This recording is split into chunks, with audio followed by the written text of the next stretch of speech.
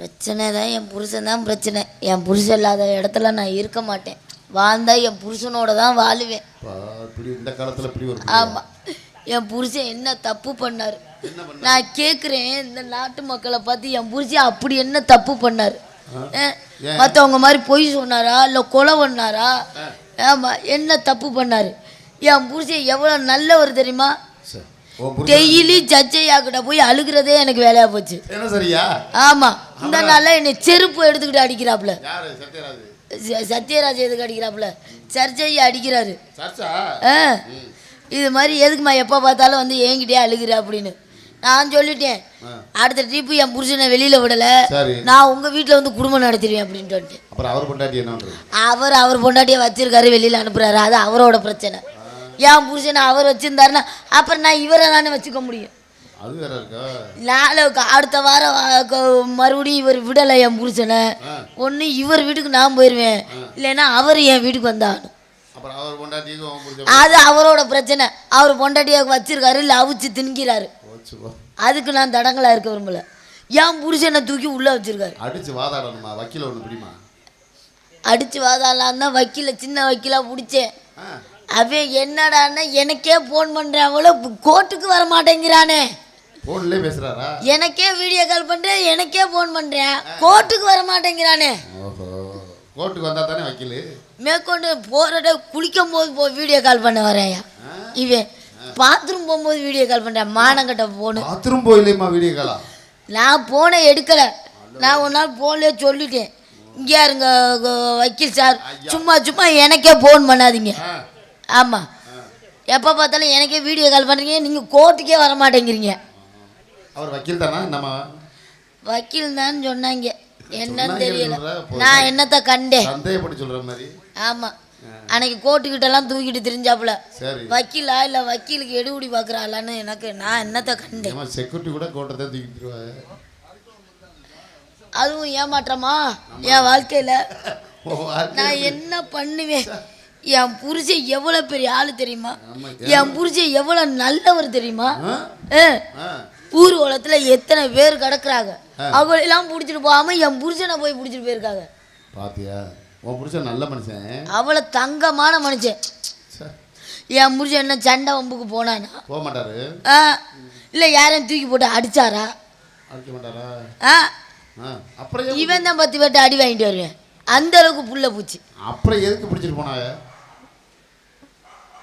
என்ன காரணம்? உள்குத்துருக்கு நாய். நான் அது எந்தெந்த சீனுக்கு வர்றேனோ அதுவும் வந்து என்னை அசிங்கப்படுத்துது. நான் வாயை தந்து பேசினானே அது பாட ஆரம்பிச்சு ஆஹான்னு. நான் என்ன பண்ணுறது இல்லை. ஆமாம், இல்லை என் புருஷன் அப்படி என்ன தப்பு பண்ணாரு அவரை போய் உள்ள அப்படின்னு நீங்கள் கேட்க வரிய. இருக்கட்டும் இருக்கட்டும், ஏன் இவ்வளோ கோபம்ன்றேன். இருக்கட்டும், என் புருஷனை பற்றி பேசினாவே எல்லாரும் கோமா கிளம்பிடுறாங்க. அவ்வளோ தங்கமான மனுஷன், அவ்வளோ தங்கமான மனுஷன். என்ன அன்னைக்கு கோயிலுக்கு என்னை கேட்காம எந்த தப்புமே பண்ண மாட்டார். உன்னை கேட்காம எங்களுக்கு தொழிலே அந்த தொழில் தான். எந்த தப்பு பண்ணாலும் உன்னை கேட்டது. எந்த தொழில் எங்களுக்கு தொழிலே அந்த தொழில் தான். அந்த தொழிலில் இருக்கும் போது இந்த பிடிச்சிட்டு போன தப்பு தான். தப்பு பண்ணுறதாப்பா தொழில். நாங்கள் ஒரு வண்டியை திருடி போட்டோம், அதனால என் புருஷனை பிடிச்சிட்டு போயிட்டாங்க. எனக்கு காரா பைக்காமா? பைக்கை திருடிட்டோம். அப்போ பைக்கை திருடுனா பிடிக்காம இருப்பாங்களா? ஏங்க நாங்கள் திருடிட்டோங்க, அதுக்காண்டி நாங்கள் என்ன அந்த பைக்கை நாங்களா வச்சுருக்கோம், அப்புறம் விற்று போட்டு காசு நாங்கள் செலவுக்கு வச்சுட்டு மிச்சம் மீதி இருந்தால் உங்களுக்கு தரோம்னு சொன்னோம். இது தப்பா? பைக்கை விற்றுட்டா தப்பு கிடையாதுங்கம்மா. ஆமாம், அதை கூட விற்க முடியலை. அதோட புல்லட்டை தள்ளிக்கிட்டு வெளியில் வந்தாப்புல. ஆமாம், புல்லட்டை தள்ளிக்கிட்டு வெளியில் வந்தாப்புல. வரும்போது எனக்கு தான் ஃபோன் பண்ணாப்புல, செல்லாம் வண்டியை எடுத்துட்டேன்டா செல்லாம் அப்படின்னு. என் புருஷன் என்னைய கேட்காம எதையுமே பண்ண மாட்டாப்புல. நான் தான் சொன்னேன், வண்டியை எடுத்துக்கிட்டு வேகமாக வந்துருங்கங்க, அங்கே நிற்காதையே அடிச்சு போடுவான்னு. அவன் எந்த வயிறை பிடுங்கினான்னு சொல்ல புல்லட் டப்ப டப்ப டப்பான்னு கேட்க ஆரம்பிச்சிருச்சு. தூக்கி போட்டு எல்லாரும் மிச்சு வண்டியை பிடுங்கி வச்சுக்கிட்டாங்க. வண்டியை பிடிங்கிட்டாங்களா?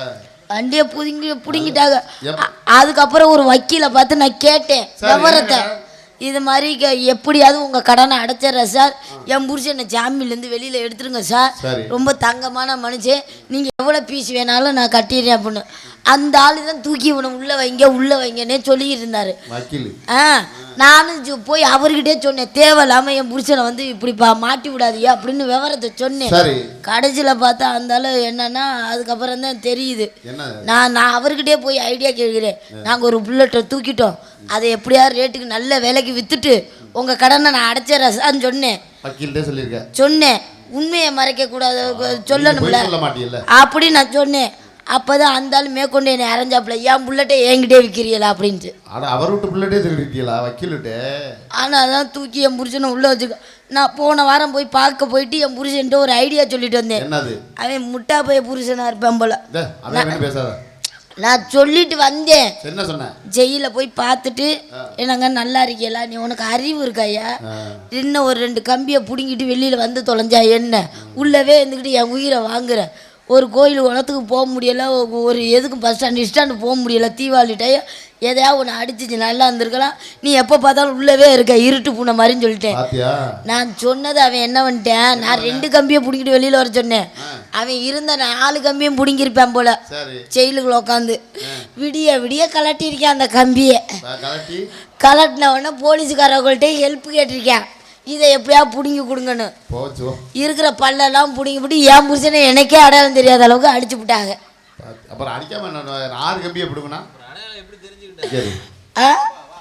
அவர் போட்டிருந்த டவுசரை வச்சு தெரிஞ்சுக்கிட்டேன், பொம்மை டவுசர் தான் என் புருஷன் போடுவார்.